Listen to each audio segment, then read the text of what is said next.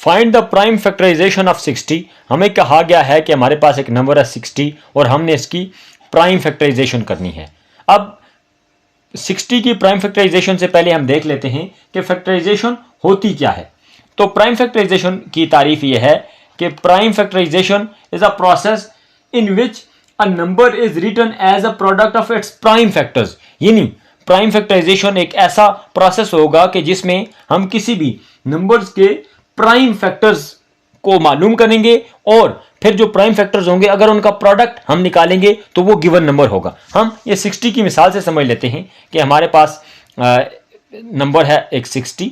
हम इसकी prime factorisation करते हैं। कैसे होगी इसकी प्राइम फैक्टराइजेशन? 60 के ऊपर हमने सबसे पहले इसका जो प्राइम फैक्टर है वो देखना है। अब हमें पता है कि 60 का जो वंस वाला डिजिट है, ये वाला जो डिजिट है इसका, ये जीरो वाला, ये चूंकि वंस प्लेस के ऊपर है तो हमें पता है कि अगर वंस प्लेस के ऊपर कोई भी डिजिट वो इवन होगा, यानी 0, 2, 4, 6 या 8 होगा, तो फिर वो नंबर 2 के ऊपर पूरा पूरा डिवाइड होता है। तो हम 60 को 2 के ऊपर डिवाइड करें, 2 30s आर 60 होता है। अब फिर 2 का टेबल हम करेंगे, 2 15s आर 30 होता है। अब हम देखते हैं कि 15 के ऊपर 2 का टेबल नहीं जाता बल्कि 3 का टेबल जाता है, तो 3 5s आर 15 होता है। अब 5 के ऊपर 5 का ही टेबल जाता है, तो 5 1 इज 5। अब हमने देखा कि ये जो हमारे पास जितने भी नंबर्स आए हैं जिन्होंने 60 को पूरा पूरा डिवाइड किया हुआ है, तो ये सारे के सारे 60 के फैक्टर्स हो जाएंगे। यानी हम कह सकते हैं कि 60 इज इक्वल टू ये वाला 2 मल्टीप्लाइड बाय ये वाला 2 मल्टीप्लाइड बाय ये वाला 3 मल्टीप्लाइड बाय ये वाला 5। तो ये जो हमारे पास आए हैं 4 नंबर्स, इनका अगर हम प्रोडक्ट मालूम करें तो वो हमारे पास 60 आ जाता है। और ये सारे के सारे जो नंबर्स हैं चारों के चारों 2, 3 और 5, ये चारों के चारों चूँकि हमारे पास प्राइम नंबर्स हैं। प्राइम नंबर्स ऐसे नंबर्स होते हैं कि जिनके फैक्टर्स की तादाद 2 होती है।